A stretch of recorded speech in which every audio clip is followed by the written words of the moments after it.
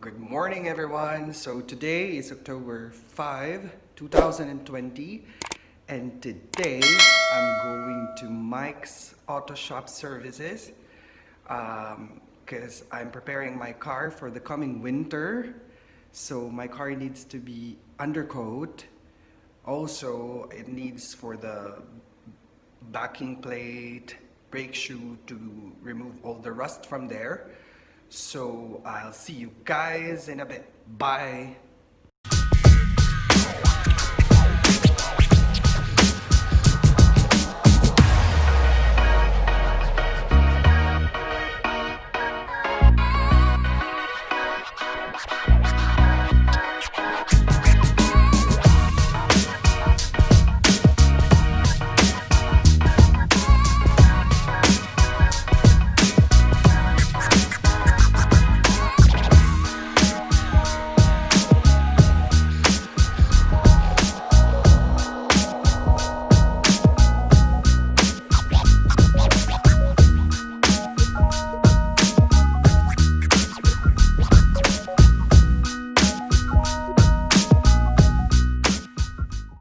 So ayun, nandito na ako ngayon sa Shediac sa Mike's Service Center. So ayun, pupunta na ako sa loob. I'll see you guys in a bit. Bye. What we do here is go back.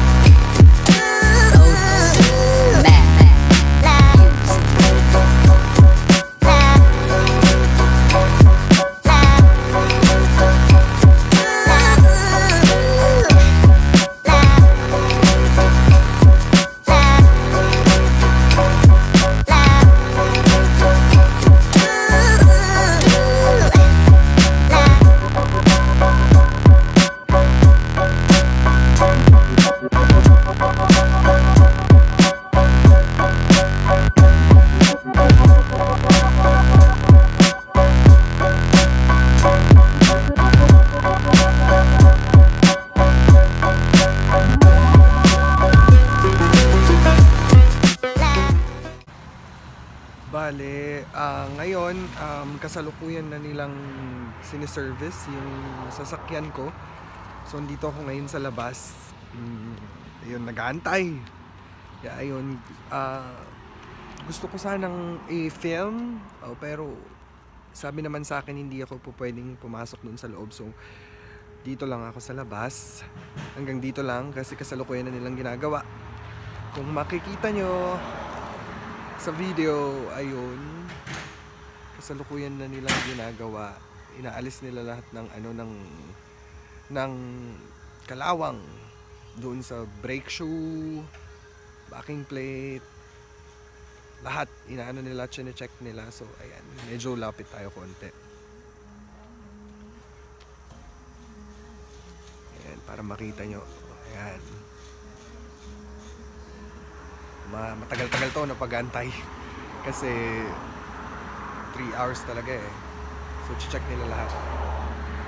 Ayan.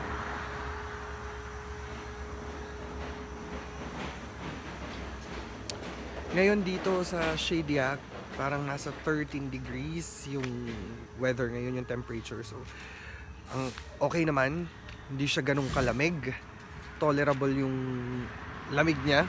So masarap sa pakiramdam. Kaso yun nga, since palapit na yung winter, ayan, ang lamig na. May mga time na parang na sobrang lamig. Ayun, kung nakikita nyo, yun yung parang tower na tama ba? Yun. Nakikita nyo yung parang tower doon, tower ng Shediac yun. So ang ganda. Tapos eto naman, eto, yan yung police station dito sa Shediac. So ayun,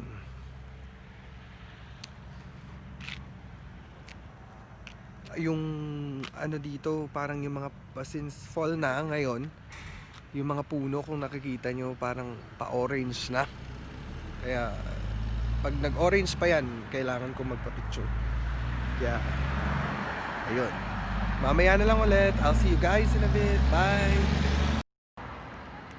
Bale, ayun, kasalukuyan ng siniservice yung sasakyan ko ngayon. So, para dun sa pag-check ng ng mga brake shoe, backing plate kung may mga kalawang. So, parang sabi sa akin nung may-ari si Mike, parang it will take for about 2 hours. So, medyo matagal-tagal to na pag-aantay.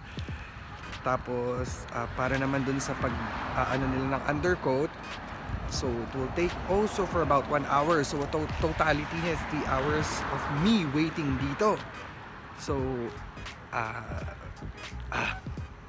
medyo matagal nga lang, pero at least 'di ba, kasi kailangan yun talaga dahil nga sa paparating na winter, yun ang mga kadalasang kailangang i-maintain dito, yung maintenance ng sasakyan, kasi nga dun sa Pilipinas wala namang winter. So ayun, eto first time ko to na gagawin dito sa Canada.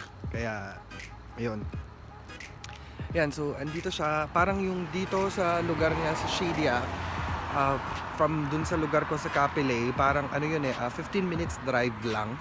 So parang wala pa namang 15 minutes drive kanina, malapit lang. So ayun, I'll see you guys in a bit. Bye! Ay, time check. Almost 12 na ng tanghali dito.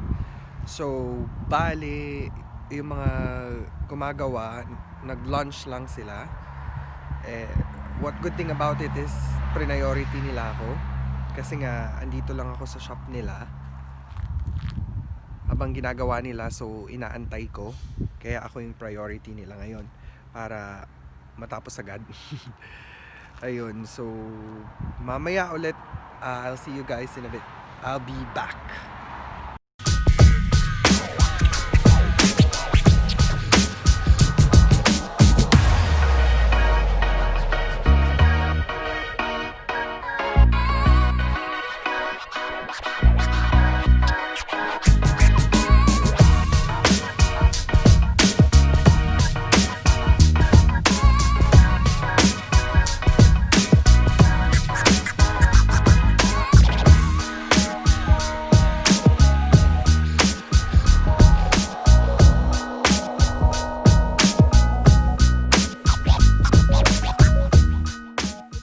Hi, time check ulit.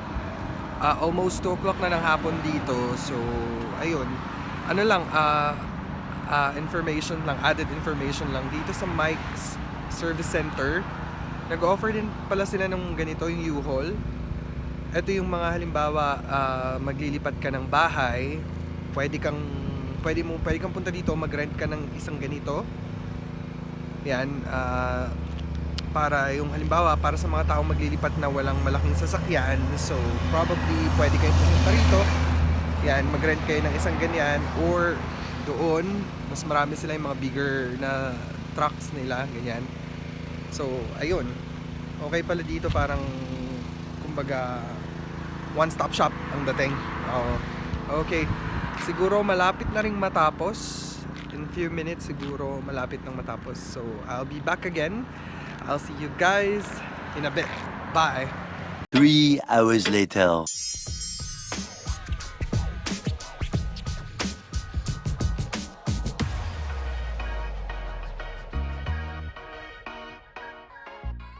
Yun, sa wakas, natapos din. So, eto na siya. And so hopefully maging maayos na ulit. Yan, nilinisan nila. Galing. Okay, see you in a bit. Magdadrive muna ako. Bye-bye. And I'm back. So, now, I just want to give you guys a total breakdown of my expenses earlier nung nandun ako kanina sa Mike's Service Center.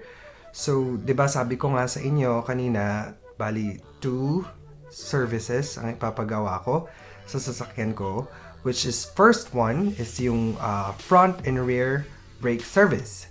So, that includes na yung, di ba nga yung sabi ko kanina, pagtatanggal nila ng kalawang, dun sa mga backing plate and everything.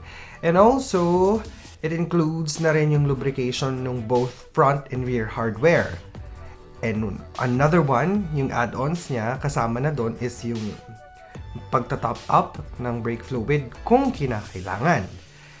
At yung price nun is $167. Yon. And yung second one, they call it Rust Check Premium Coating. So yun na yung tinatawag na pagpapa-undercoat dun sa ilalim.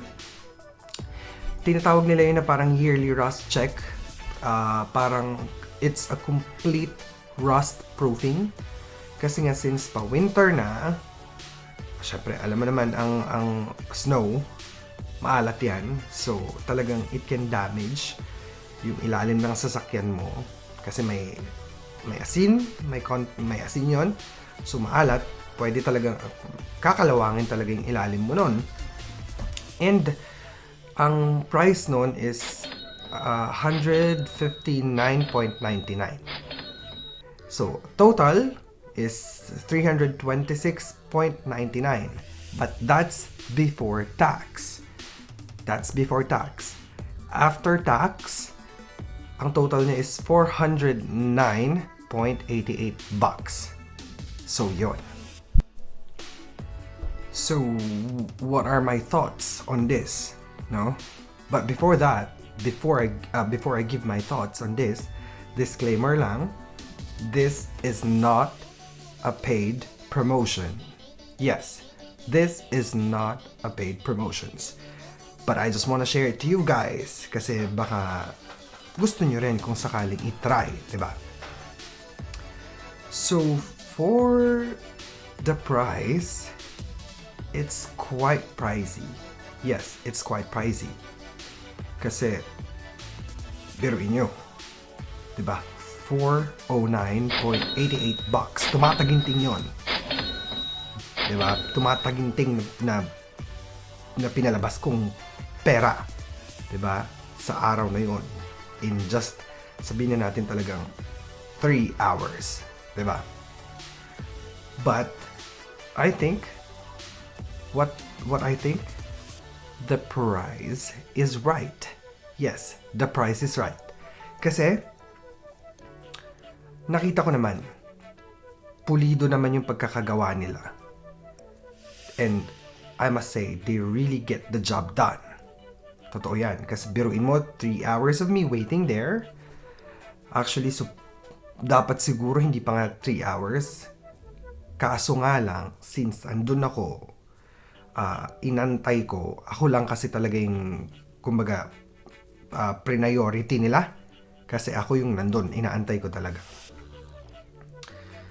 Pero, masasabi ko, I must say, I'm very satisfied. Very, very satisfied. Excuse me. Kasi talagang maayos nilang ginawa. Also, yung owner, si Mike, very informative. Sinasabi niya, kasi nga first time ko nga naman gagawin to, so sinasabi niya when is the best time to do that. Mga ganon.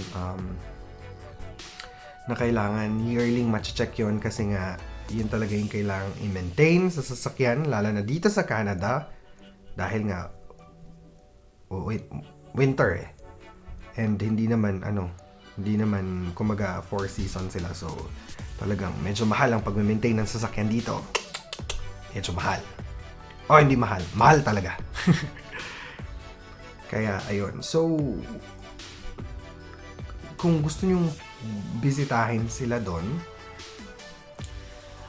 yung ano nila doon, shop nila doon is sa Shediac. So pwede nyo namang i-research na lang sa Google, Mike Services Center. Mike Service Center sa Shediac yun. Landmark is yung tabi lang talaga nung police station ng Shediac. So ayun, I hope you guys enjoyed watching this video and I hope naging informative ako sa inyo and nakatulong, siguro nakatulong o nakasuggest ng pwede niyong puntahan kung sakasakali. Or, pwede niyo silang tawagan. Pwede niyo din namang i-search na lang sa Google yung phone number nila. So, if you wanna inquire something na gusto niyo pagawa sa sasakyan niyo, or better yet, mas magandang mag-walk-in kayo para mas makita pa nila yung kung ano ba kung pwedeng gawin nila sa sasakyan niyo kung sakasakali. And, yeah, that's all for today's video. Well, I'll see you guys on my next video. Hopefully, makapag-film ulit ako ng susunod. And bye-bye for now. I'll see you guys in a bit.